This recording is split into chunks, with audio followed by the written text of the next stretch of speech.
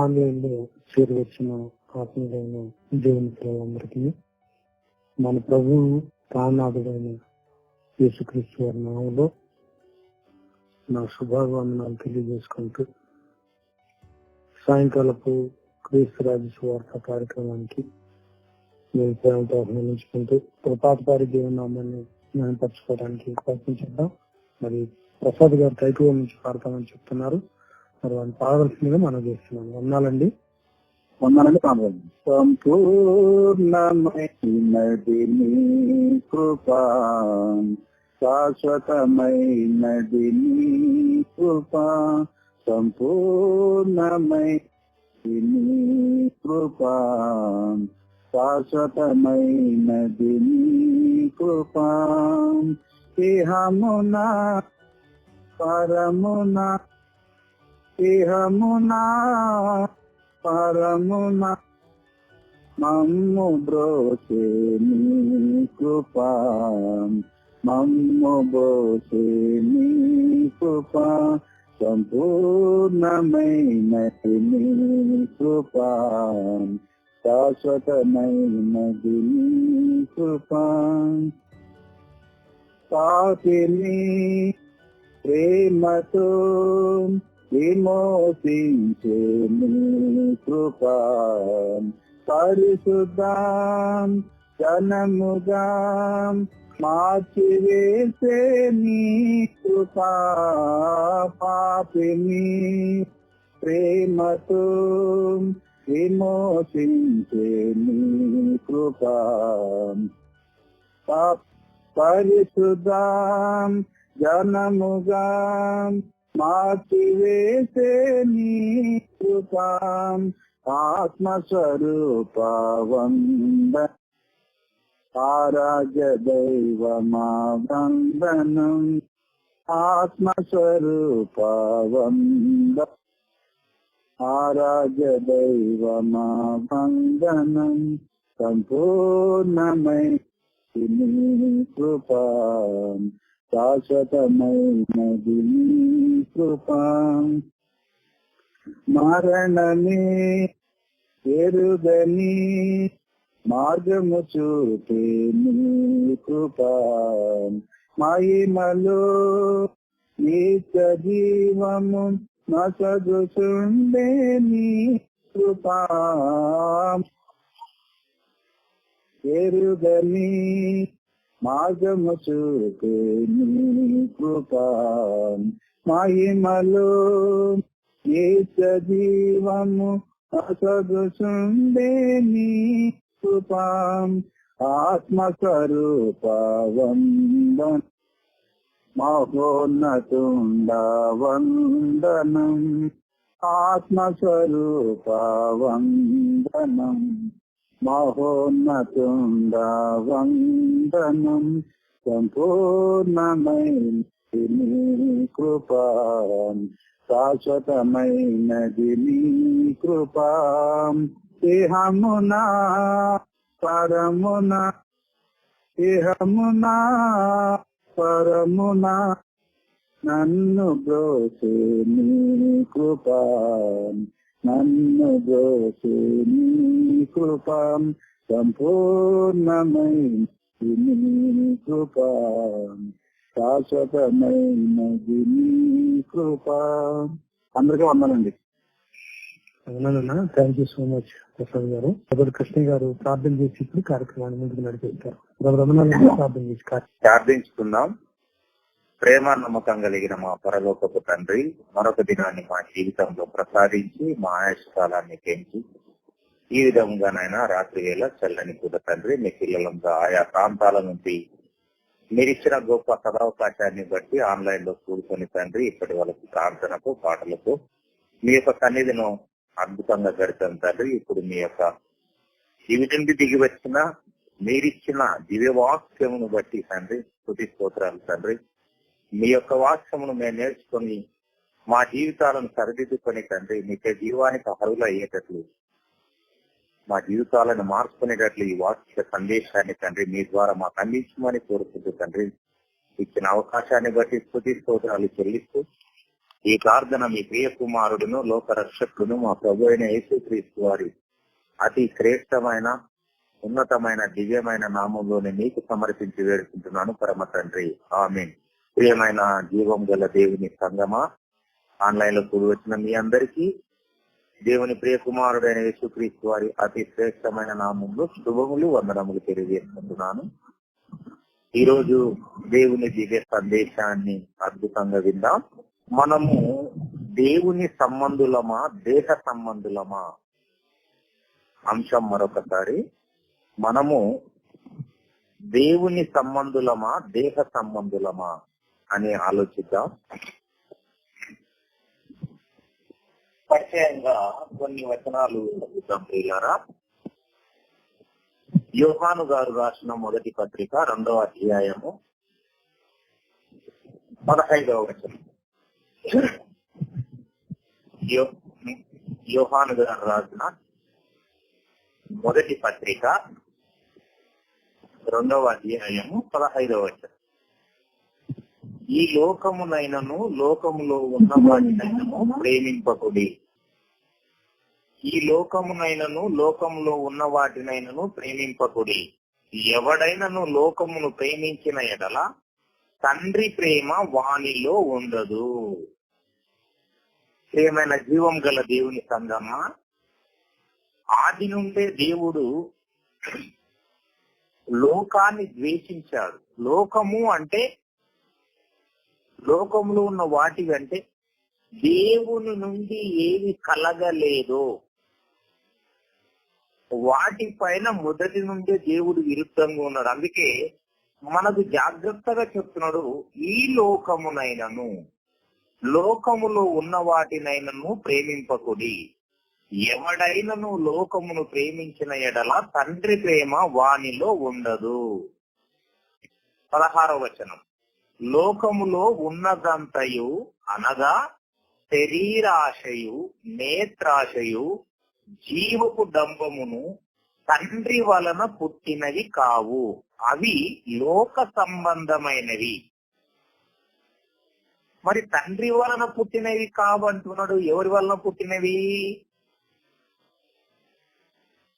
సాతాను అపవాది వేసిన గాలములో వచ్చిన ఆశలవి. లోకములో ఉన్నదంతయు అనగా శరీరాశయు నేత్రాశయు జీవపు డంబమును తండ్రి వలన పుట్టినవి కావు, అవి లోక సంబంధమైనవే. 17వ వచనం. లోకమును దాని ఆశయు గతించిపోతున్నవి గాని దేవుని చిత్తమును జరిగించువాడు నిరంతరము నిలుచును. ప్రియమైన జీవం గల దేవుని సంగమా, ఈ రాత్రికాల సమయంలో దేవుడు మనకిస్తున్న అద్భుతమైన సందేశం ఏంటంటే, దేవుడు సృజించిన లోకమే శాశ్వతము కాదు. ఈ లోకములో తాత్కాలికంగా పుట్టుకొచ్చిన మానవ శరీర సంబంధమైన ఆశలు ఎలా శాశ్వతం? దేవుడు సృజించిన ఈ లోకమే శాశ్వతం కానప్పుడు లోకములో పుట్టుకొచ్చిన అశాశ్వతమైన శరీర ఆశ, జీవపు డంబము, నేత్రాశ, ఇవి ఎక్కడ శాశ్వతం? ఇది తాత్కాలికమైనవి. కంప్లీట్ లోకమే నాశనం అయిపోతుంది ఒకరోజు. ఇవన్నీ గతించిపోతాయి. గతించిపోయే వాటిపైన పాకులాడుతూ పరమ తండ్రిని పక్కన పెట్టడం ఏంటి? ఈ గతించిపోయే ఈ ఆశల పైన మనం పాకులాడుతూ పరమందున్న తండ్రితో నిత్యము జీవించే శాశ్వత జీవితాన్ని కోల్పోవడం ఏంటి? అందుకే దేవుడు అంటాడు, మీరు ఫస్ట్ ఆఫ్ ఆల్ లోకములో ఉన్న వాటిని మీరు ప్రేమించకండి, అవి అశాశ్వతము, వాటిపైన ఆశలు పెట్టుకోకండి. శాశ్వత కృప నాలో ఉంది, శాశ్వత ప్రేమ నేను, నాలో నిరంతరము జీవించే పిల్లలు, మీరు టెంపరల్లీ ఉన్న ఈ లోకాన్ని ప్రేమిస్తూ లోకాశలకు ఆశపడుతూ ఇదే జీవం అనుకుని ఇదే శాశ్వతం అనుకుని భ్రమలో ఉన్నారు. వీటిని ప్రేమించకండి, ఇవి శాశ్వతం కాదని స్పష్టంగా మన పరమ తండ్రి చెప్తున్నాడు. అంటే ఇప్పటికీ కూడా అన్యులంటే దేవుణ్ణి ఎరగని వారి విషయం అయితే పక్కన పెట్టేద్దాం, కానీ దేవుణ్ణిలోకి వచ్చి కూడా క్రైస్తవులమని చెప్పుకుంటూ కూడా దేవుణ్ణిలో 10% ఉంటే లోకాశల వైపు 90% మనం మనసు పెట్టాము. లోకాశల వైపే శాశ్వతమైన దేవుణ్ణి వదిలిపెట్టి అశాశ్వతమైన ఈ లోకంలో జీవించడానికి లోకాశల వైపు మన మనసు తిప్పేసుకున్నాం ప్రియులారా. సదాకాలము, జీవితకాలము, నిరంతరము, శాశ్వత కాలము దేవుని అందు జీవించాల్సిన మనం అశాశ్వత కాలంలో మనకిచ్చిన ఈ చిన్న జీవితంలో దేవునికి ఇవ్వని చోటు లోకాశలకు ఇస్తున్నాం మన హృదయంలో. అందుకే నిరంతరము ఏం జరుగుతుందంట మనలో, మీలో యుద్ధములను పోరాటములను దేని నుండి కలుగుతున్నది? మీ అవయవములలో పోరాడు మీ భోగేచ్ఛల నుండియే కదా.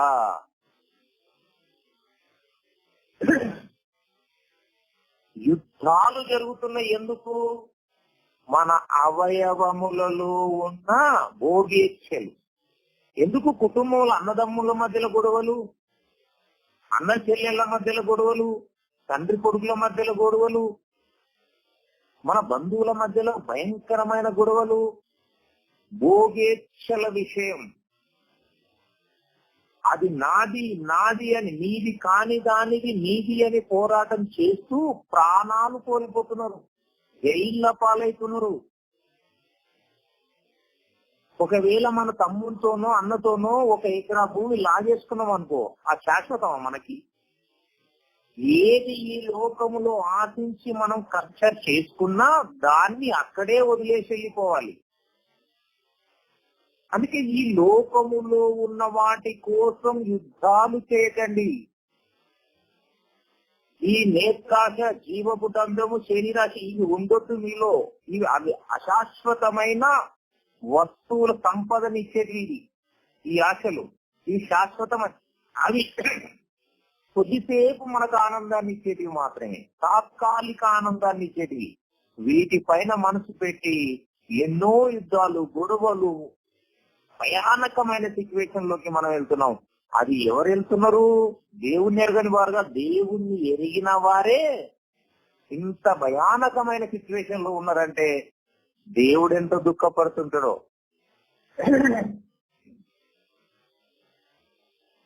ఏమైనా జీవం గల దేవుని సంగమా. అందుకే అన్యులను అంటలేడు ఈ మాట. ఎంత భయంకరమైన మాట మాట్లాడుతున్నారు తెలుసా? నిజంగా మనకిచ్చిన పవిత్రమైన గ్రంథములో ఇలాంటి మాటలు అన్యుల కోసం రాయబడ్డాయా? మన స్థితిగతులు ఎరిగిన దేవుడే మన కోసం రాయించాడండి, సుధరాయించుకోవడానికి, మా జీవితాలను సరి చేసుకోవడానికి.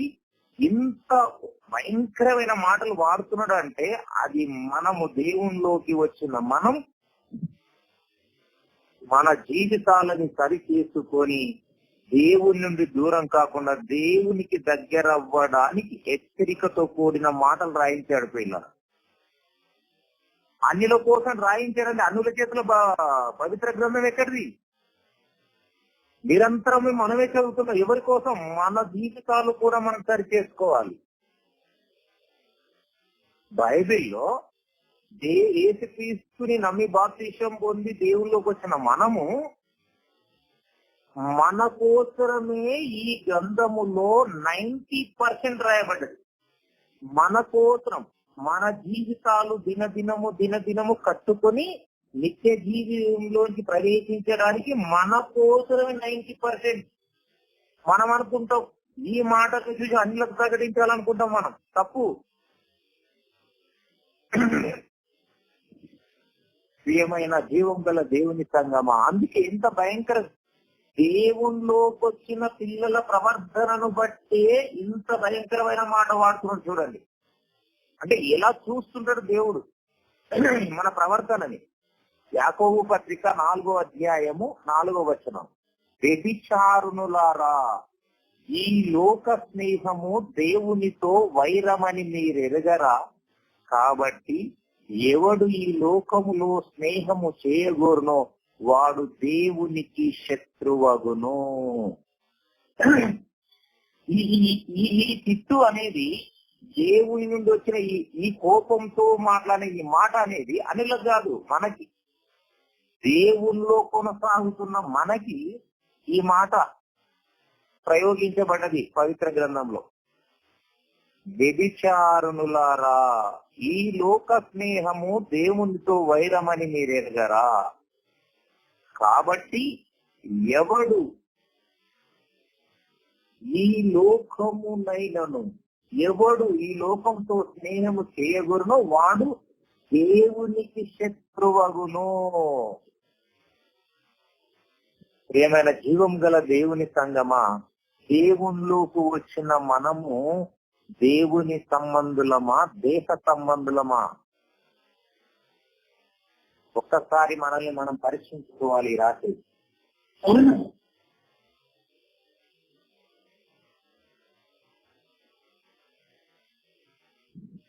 ఆది కాండము 2వ అధ్యాయము 7వ వచనానికి వెళితే, ఆది కాండము 2వ అధ్యాయం 7వ వచనం, దేవుడైన యెహోవా నేల మంటితో నరుని నిర్మించి వాని నాసికారంధ్రముల్లో జీవవాయువును ఊదగా నరుడు జీవాత్మ ఆయను. దేవుడైన యెహోవా తూర్పున ఏదెన్లో ఒక తోట వేసి తాను నిర్మించిన నరుని దానిలో ఉంచెను. మరియు దేవుడైన యెహోవా చూపునకు రమ్యమైనది ఆహారమునకు మంచిదియునైన ప్రతి వృక్షమును ఆ తోట మధ్యను జీవ వృక్షమును మంచి చెడ్డల తెలివినిచ్చు వృక్షమును నేల నుండి మొలిపించెను. మరియు ఆ తోటను తడుపుటకు ఏదోన్లో నుండి ఒక నది బయలుదేరి అక్కడ నుండి చీలిపోయి 4 శాఖలైన. ఒక నరునికి ఎన్ని వసతులు కల్పిస్తున్నాడో తెలుసా ప్రియులారా? ఒక నరునికి ఎన్ని వసతులు కల్పిస్తున్నాడంటే ఏ కొదవ లేకుండా అన్ని వసతులు కల్పిస్తున్నాడు ప్రియులారా. అన్ని వసతులు. అసలు ఆదాముని భూమి మీద నిర్మాణం జరిగిన తర్వాత ఆదాముకు కావలసిన ప్రతి వసతిని తన ఆహారం ఏర్పాటు కోసము నదులనే ఏర్పాటు చేశాడంట. ఆ తోట కోసం ఒక నదినే తోట మధ్యలో ప్రవేశింపజేశాడంట ఆదాము కొరకు. అన్ని ఫెసిలిటీస్. ఆదాము కొరకు ఏది తక్కువ చేశాడండి? ప్రతిదీ ఏర్పాటు చేశాడండి. ప్రతిదీ. చివరిగా ఒంటరిగా ఉండుట మంచిది కాదని సాటి అయిన సహకారం ఇచ్చాడు. ఆదాము జీవనోపాధికి కావలసిన ప్రతిదీ ఏర్పాటు చేసి పెట్టాడు దేవుడు. ఇది నాకు కొదువ ఉంది అనే అవకాశమే లేదు ఆదాము గారికి. అన్ని తయారు చేసి ఆదాము దేహ సంబంధియా దేవుని సంబంధి, నా సంబంధియా నేనిచ్చిన దేహ సంబంధియా అని పరీక్షించుటకు తోటలో చెట్టు వేసి ఈ తోటలో ఉన్న ప్రతి వృక్ష ఫలములను నీవు నిరభ్యంతరముగా తినొచ్చన్నాడండి. సంపూర్ణ అధికారం అండి, సంపూర్ణ స్వేచ్ఛ, సంపూర్ణ అధికారం. దేవుని పిల్లలకు ఈ లోకములో జీవనోపాధికి ఏ అవసరత తీర్చలేని దేవుడు కాడు. సర్వ అవసరతలు తీర్చే దేవుడు మన దేవుడు. సర్వాన్ని మనకిస్తాడు. ప్రయారిటీ మనకు అనిలకు కాదండి, దేవుని పిల్లలకు అతి శ్రేష్టమైన జీవనోపాధికి కావలసిన ప్రతి శ్రేష్ట ఈవిని మనకిస్తాడు. మనము దాన్ని స్వీకరించలేకపోతాం. ఎందుకంటే దేవుడిని చచ్చిపోతాం కదా, దేవుడిని పక్కన పెట్టి లోకాశల కోసం లోకం వెంట వెళ్ళిపోతాం. అందుకే దేవుడిచ్చిన ప్రతి ఈవుని మనము స్వీకరించలేకపోతాం. ఆదాముకు ఏం తక్కువ చేశాడండి? సంపూర్ణంగా సర్వము సిద్ధపరిచి ఉంచి స్వేచ్ఛగా తినమని సంపూర్ణ అధికారం ఆదాము దగ్గర పెట్టేశాడు. కానీ ఈ లోకానికి లోబడి నేత్రాశ, శరీర ఇవన్నీ వచ్చేసి దేవుణ్ణి మరిచి దేహానికి లోబడ్డాడు. దేవుణ్ణి మరిచి దేహానికి లోబడ్డాడండి. అసలు ఆదాముని నిర్మాణములో ఆదాము కొరకు తయారు చేసిన ప్రతి దానిని చూస్తే ఎంత వండర్ఫుల్ అండి. అసలు ఈరోజు క్రీస్తు యేసులోనికి బాప్తిసం పొందిన మనకు ఏ కొదవ లేదు, కానీ కొదవ ఉన్నట్టుగా ఫీల్ అవుతాం మనం. ఎందుకు? దేవుల్లో సంపూర్ణ విశ్వాసము కలిగి జీవిస్తలేము కనుక అన్ని కొదవలే కనిపిస్తాయి మనకు. అందుకే రోజు మోకరించి ప్రతి దినం ప్రాబ్లమ్స్ చెప్తాం దేవుడు. మనకు సంపూర్ణ విశ్వాసం లేదు కాబట్టి ప్రతిదీ ఆ కొదవ ఉంది, ఈ కొదవ, నీకు ఏ కొదవ లేదంటే కూడా ఆ కొదవ ఉంది, ఈ కొదవ ఉంది అని కేసిపిస్తాడు. నీవే నయ్యం రా నాయన, నీవే నయ్యం, నాకంటే నీవే నయ్యం. సరే, తలవాల్చుకోవడానికి కూడా నాకు స్థలం లేదంటాడు. అన్ని ఉన్నా కూడా అప్పుడు శిష్యులు కూడా అన్ని ప్రాబ్లమ్స్ చెప్పారు ఎస్పీలు. నేటికి మనము దేవుల్లో మన పిల్లవాడు ఉన్నాడు కదా, ఎంత స్వేచ్ఛగా స్కూల్కి వెళ్తుంటాడు అండి, ఎంత స్వేచ్ఛగా ఆడుకుంటాడు. ఎందుకు? మన పైన డిపెండ్ అయి ఉన్నాడు, సంపూర్ణ డిపెండ్ అయి ఉన్నాడు, సంపూర్ణంగా. అందుకే మన పిల్లలు ఏం చింతించారు. ఎందుకంటే మనం ఆటోమేటిక్ పూటకు అరేంజ్మెంట్ చేస్తాం, ప్రతిదీ అతనికి సిద్ధపరిచి వస్తాం. ఆ కాన్ఫిడెన్స్ లో హ్యాపీగా ఉంటాడు మన పిల్లోడు.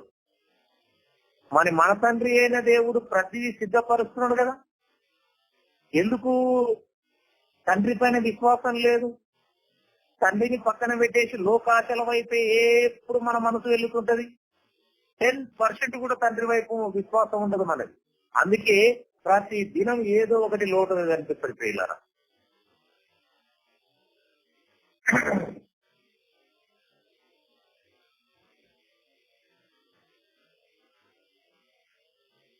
పదహారో వచనం, ఆదికాండం 2వ అధ్యాయం 16.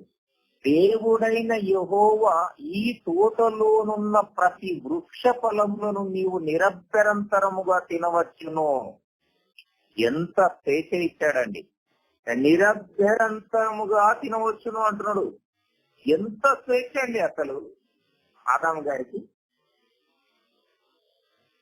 ఇంత సంపూర్ణ అధికారము, సంపూర్ణ స్వేచ్ఛ తోట మొత్తం ఆదాము కొరకే. కానీ ఏం తక్కువైందని ఆ చెట్టు పండు తినాలనిపించిందండి ఆదాము గారికి. ఏం తక్కువ చేశాడని మరొక తినకూడని దాన్ని తినడానికి బయలుదేరాడు. దేవుణ్ణి దేహ సంబంధిగా మారాడు కాబట్టి దేహానికి లోబడ్డాడు, దేవునికి లోబడలేదు కాబట్టి దేవునికి దూరం అయిపోయాడు ప్రియులారా. అందుకే నేటి కాలంలో మనం కూడా సంపూర్ణ విశ్వాసంలో ఉంటే సర్వం సిద్ధపరచబడతాయి. మనకు సంపూర్ణ విశ్వాసం లేకపోతే ప్రతి దినము కొదవలోనే మన జీవితం, దుఃఖంలోనే మన జీవితం జీవిస్తాం. అన్ని కొదవలే అనిపిస్తుంటాయి మనకి. ఎందుకంటే సంపూర్ణ విశ్వాసం, మన పిల్లోడు మన పైన ఎంత విశ్వాసంగా ఉంటాడో అదే విశ్వాసంతో మన తండ్రి అయిన దేవుళ్ళు మనం ఉంటే అన్ని సంపూర్ణంగా మనకు సహకరిస్తాయి లోకంలో. ప్రియమైన జీవం గల దేవుని సంగమా, దేహ సంబంధివా, దేవుని సంబంధివా, దానియేలు గ్రంథము 3వ అధ్యాయము 14వ వచనం. దానియేలు గ్రంథము 3వ అధ్యాయం 14వ వచనం. ఆది కాండములో అపవాది ఏ క్వశ్చన్ అవ్వక చేశాడో ఇక్కడ కూడా నెబుకద్నెజరు రూపములో షద్రక్ మెషక్ అబేద్నెగోలకు అదే ప్రశ్న వేస్తుండాలి. నెబుకద్నెజరు సేమ్ ఇది నిజమా అని అక్కడ అపవాది చేశాడు. నాకు వినబడినది నిజమా అని షద్రక్ మెషక్ అబేద్నెగోలకు ప్రశ్నిస్తున్నాను. అసలు 18 ఏండ్ల పశుప్రాయంలో ఉన్న ఈ బాలురు వీరిని ఎంత ఉన్నతంగా చిన్ననాటి నుండే దేవుని పాటలు నేర్పించారు. తల్లిదండ్రుల పేర్లు రాయలేదు కానీ ఎంత ప్రగాఢ విశ్వాసంతో ఉన్నారండి వీళ్ళు. ఎంత పవిత్రంగా పరిశుద్ధంగా బ్రతికారండి. శత్రు సైన్యం మధ్యలో ఉండి శత్రువు చేతిలో పడ్డ వీళ్ళు అయినా పవిత్రతను కోల్పోతలేరు, పరిశుద్ధతను కోల్పోతలేరు, విశ్వాసాన్ని కోల్పోతలేరు. నెబుకద్నెజరు నిలవబెట్టిన ప్రతిమకు మొక్కమని చెప్తున్నారు వాళ్ళు, బాలురే వాళ్ళు. నెబుకద్నెజరుకు చెవులో పడ్డది ఈ విషయం.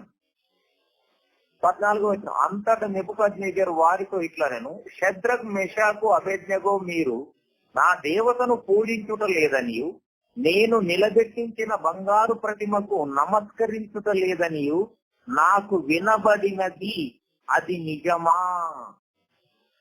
సేమ్ ప్రశ్న అక్కడ, ఇది నిజమా అని అపవాదం వేశాడు. అపవాది రూపంలో నెబుకద్నెజరు వీళ్ళకు నాకు వినబడినది నిజమా ఇక్కడ వేసేస్తాడు. మనము ఈ రాత్రి తెలుసుకోవాల్సింది దేహ సంబంధులమా దేవుని సంబంధులమా? అక్కడ ఆదాము దేవుని సంబంధిగా ఉన్న ఆదాము దేహ సంబంధిగా మారిపోయాడు. ఇక్కడికి వస్తే షద్రక్ మెషక్ అబేద్నెగోల విషయాలకు వస్తే బాలురండి వాళ్ళు. నెబుకద్నెజరు ప్రపంచాన్ని మొట్టమొదటి సామ్రాజ్యం ఇది, సామ్రాజ్య అధినేత. 7 అంతల అగ్నిగుండం ముందు నిలబెట్టి పక్కన చూపిస్తున్నాడు, చిన్న పిల్లలు మీరు, మిమ్మల్ని వేస్తే మాడి మషైపోతారు, నేను నిలవబెట్టించిన ప్రతిమకు ఈ లోకములో మొక్కోనోడంటూ లేరు, కానీ మీరు మొక్కరంట పిల్లలు, మీ సంగతి ఏంటి, ఇది నిజమా నాకు వినబడినది అంటే వాళ్ళ స్టేట్మెంట్ చూడండి అండి.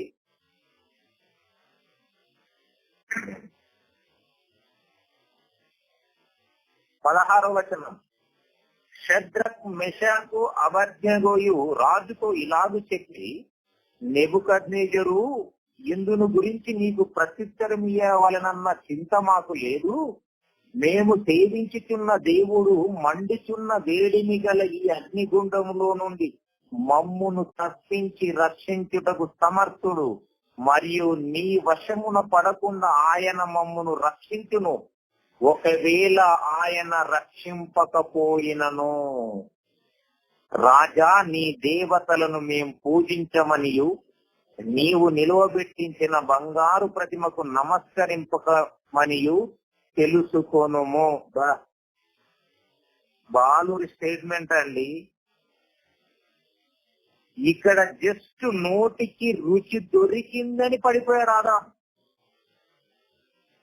అగ్నిగుండములో నా దేహం మాడిపోతుందన్న భయం లేకుండా ఇస్తున్నారు స్టేట్మెంట్. ఇదేంది ఆఫ్టర్ దేహం అంటున్నారు అంతే, కాలిపోతే కాలిపోది.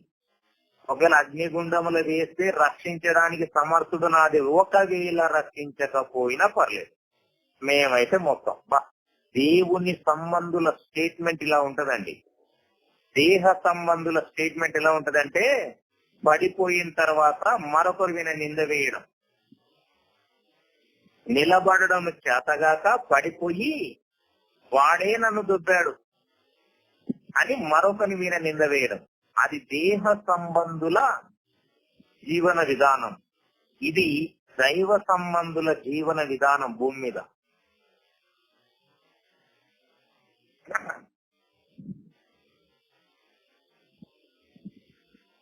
దేవునికి లోబడతావా దేహానికి లోబడతావా అంటే, ఇక్కడ ఆదాము దేహానికి లోబడ్డాడు, ఇక్కడ షద్రక్ మేషక్ అబేద్నెగోలు దేవునికి లోబడ్డారండి.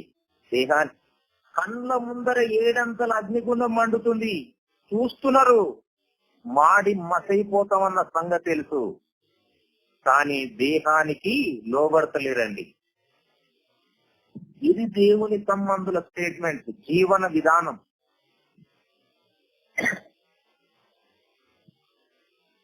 మత్తయి సువార్త 4వ అధ్యాయము భూమి మీదికి వచ్చిన దేవుని ప్రియ కుమారుడైన యేసుక్రీస్తు నిరూపిస్తున్నాడు.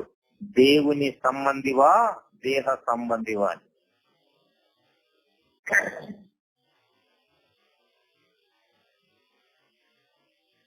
40 రోజులు ఉపవాసం ఉండిన తర్వాత దేహం ఎలా మారిపోతుందండి? ఒక్క పూట భోజనం చేయకపోతేనే మనం ఎంత అలమటిస్తాం. మత్తయి సువార్త 4వ అధ్యాయం 1వ వచనం నుండి, అప్పుడు యేసు అపవాది చేత శోధింపబడుటకు ఆత్మ వలన అరణ్యమునకు కొనిపోబడి 40 దినములు 40 రాత్రులు ఉపవాసం ఉండిన పిమ్మట ఆయన ఆకలి గొనగా 40 days డే అండ్ నైట్. ఉపవాసం ఉంటే ఒక రోజు ఒక పూట తినకపోతేనే చీకిపోతుంది బాడీ, ముఖం వికారం అయిపోతుంది. 40 రోజులు దేహంలో ఉన్నాడు, దేహ సంబంధిగానే యేసుప్రభు వారు ఉన్నారు. ఆయన 40 రోజులు ఏమి తినలేదు, వాటర్ కూడా తాగలేదండి. 3వ వచనం, ఆకలి కొనగా ఆ శోధకుడు ఆయన యొద్దకు వచ్చి, నీవు దేవుని కుమారుడవైతే ఈ రాళ్ళు రొట్టెలగునట్లు ఆజ్ఞాపించుమనెను. ఇప్పుడు 40 రోజులు దేవుని పనిలో ఉన్న దైవ కుమారుడే ఆకలి కొని ఆజ్ఞాపిస్తే ఈ రాళ్ళు రొట్టెలు కావా, నాకు ఆకలి అవుతుందని. కానీ దేహానికి లోబడతలేడు. అపవాది మాట విని దేవునికి లోబడ్డాడు. ఆఫ్టర్ ఆల్ ఈ దేహం ఎంత అనుకున్నాడు. ఈ అధ్యాయం మొత్తం అలాగే చదివితే ప్రియులారా, ఎక్కడా అపవాదికి లోబడలేదు, దేహానికి లోబడలేదు, దేహ సంబంధిగా జీవన విధానం జరగలేదు. ఆదాము పడిపోయాడు, కానీ శద్రక్ మేషక్ అబేద్నెగోలు పడిపోలేదు. దేహానికి లోబడలేదు. భూమి మీదకి వచ్చిన యేసుక్రీస్తు వారు 40 రోజులు ఉపవాసం ఉన్నాడు. కానీ బాగా ఆకలి కొనగా అపవాది శోధించినప్పుడు ఈ రాళ్లను రొట్టెలుగా చేసుకొని తిను, నీవు దేవుని కుమారుడు రెచ్చగొడుతున్నాడు. కానీ దేహ సంబంధమైన లోహ స్నేహం చేయట్లేదు, దేహానికి లోబడట్లేదు, అపవాదికి లోబడతలేదు. అందుకు ఆయన మనుషుడు రొట్టె వలన మాత్రము కాదు గాని దేవుని నోట నుండి వచ్చు ప్రతి మాట వలనను జీవించును అని రాయబడి ఉన్నదనెను. ఆ 4వ అధ్యాయం మొత్తం చదివితే ఎక్కడా దేహానికి గాని అపవాది గాని లోబడినట్లుగా లేదండి. ఏమైనా జీవం గల దేవుని సంగమా, ఇక ఆలోచిద్దాం. ఈనాడు మనము నిత్య జీవము కోసం ప్రాకులాడుతున్న మనము దేవుని సంబంధులుగా ఉన్నామా, ఇంకా దేహ సంబంధులుగా ఈ లోక ఆశలలో పడి దేవుణ్ణి మరిచి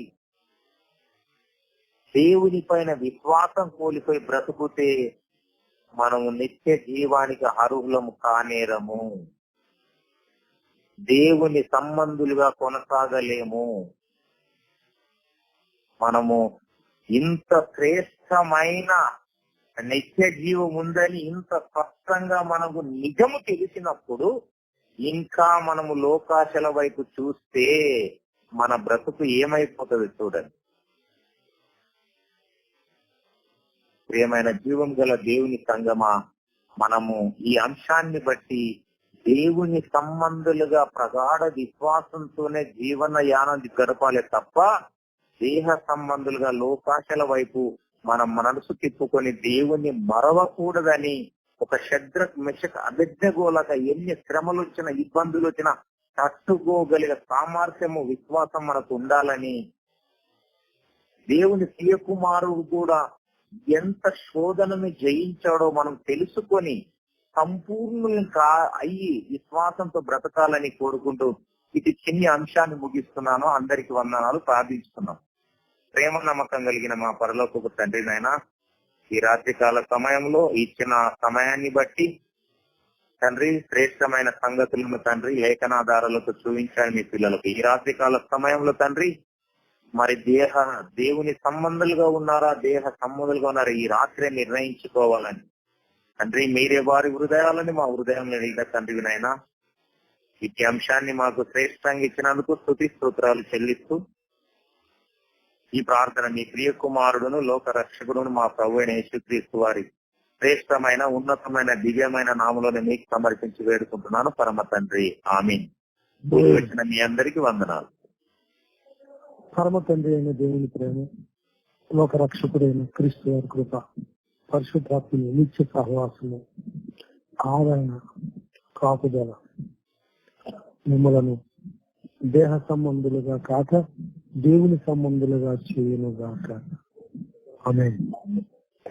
వాళ్ళ ఇప్పుడు మనం బాప్తిజం తీసుకున్న క్రైస్తవం కదా, తీసుకున్న మనము మనకు వచ్చేటటువంటి శక్తమైనటువంటి ఆలోచనలు దేహ సంబంధమైన ఆలోచనలు దేవుని సంబంధంగా ఉంటాయి. వచ్చిన ఆలోచన ప్రకారం బెండ్ అయిపోయి దేవుని సంబంధులుగా బతుకుతున్నారు, దేహ సంబంధులుగా బతుకుతున్నారు. తేల్చుకోమని ఈ పాఠం ఈ రోజు ఈ పాఠం సవాల్గా మీ ముందు నిలబడింది. దేవుడు తక్కువ రకం నాచ రకం పాఠాలు ఇవ్వలేదు మీకు. గొప్ప గొప్ప అంశాలను మీ ముందు ప్రజెంట్ చేస్తున్నారు. గొప్ప గొప్ప పిల్లలుగా తయారవుతారు. మీరు తయారయ్యి మీరు వెలుగుతూ అనేక మందిని వెలిగిస్తారని ఆశతో ప్రశ్నించి ఏ యాక్సిడెంట్లు గురి కాకుండా మీరు చేసేటటువంటి మీ జీవన వ్యాపారాల్లో చక్కని తోడ్పాటిచ్చి బ్రతికించిదిగో మరలా వాక్యం వినిపించి పడకలకు చేస్తున్నారు. పడకలకు చేరేటటువంటి వాళ్ళారా, తెల్లారు లేచేది ఎంతమంది, లేవనిది ఎంతమంది.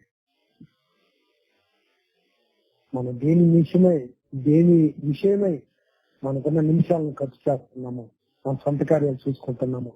ఒకసారి పరితాపపడి ఆలోచించేయండి. సమయం సంకుచితమని చెప్పి 2024 సంవత్సరాలు అయితే వీళ్ళరా దేవుడు మన ముందు ఒక ఛాలెంజింగ్ జీవితాన్ని ఉంచాడు, జీవిస్తున్నాడు, కాపాడుతున్నాడు. అంశాన్ని కూడా అలాంటిదే ఇచ్చాడు. ఒక దైవ సంబంధిగా బ్రతకమని తెలుసుకోవాల్సిన నిర్ణయం మన చేతిలో పెట్టేశాడు. కాబట్టి నువ్వు జ్ఞానం లేని మనిషివేం కాదు. నువ్వు పొత్తుకోమంటే పొత్తుకోవు, బావిలో దూకమంటే దూకం, కత్తిని మెడబెట్టి కోసుకోమంటే కోసుకో. ఇంత జ్ఞానం ఉంది. ఏది చెడో ఏది మంచిగా తెలుసుకునేటటువంటి వివేచన జ్ఞానం దేవుడు నీకు ఇచ్చినప్పుడు ఇది అంశాన్ని చెప్పించాడు దేవుడు. ఈ అంశం ద్వారా మేము మారాలి. ఇదిగో ఆ యొక్క లోపల ప్రేరణ మీకు రావాలి. సహోదరుడు బజార్ మీద ఏం పనులకు వెళ్ళారో, నైట్ డ్యూటీ చేశారు. రాత్రి నైట్ డ్యూటీ నిద్ర ఉండలేదు, వచ్చి రిలాక్స్ అవ్వాలి. అలాంటి సమయాన్ని దేవుని యొక్క మరి అద్వితీయమైన కృపను బట్టి మన మీద ఆయనకి ఇచ్చిన దేవుడు ఆయనకి ఇచ్చిన ప్రేమను బట్టి మనకి ఈరోజు ఈ టాపిక్ చెప్పారు. దీన్ని బట్టి తండ్రి దేవుని స్థితిస్తూ మరి అంశానికి చక్కగా అడిగిన తోడనే ఆనందంగా 6:30కు ఒప్పుకుని చక్కగా పాఠం చెప్పిన సోదరులు కృష్ణయ్య గారికి, ఇంటింటికి క్రీస్తు రాష్ట్ర వారి తరఫున వారికి వారి కుటుంబాలకు నా హృదయపూర్వకమైన వందనాలు తెలియజేస్తున్నాను. వందనాలు. అలాగే కూడి వచ్చిన వాళ్ళరా సమాధానంగా పడకలు చేరుకోండి. దేవుడి మీద కృతజ్ఞత భావం కలిగిన వారు ఎవరైనా ఉంటే నేర్పొచ్చి నూరారా దేవునికి స్తోత్రం చెప్పి పడకలు చేద్దాం. దేవునికి స్తోత్రములు, అందరికీ వందనాలు. సాక్షి చెప్పేదానికి కూడా వందనాలు.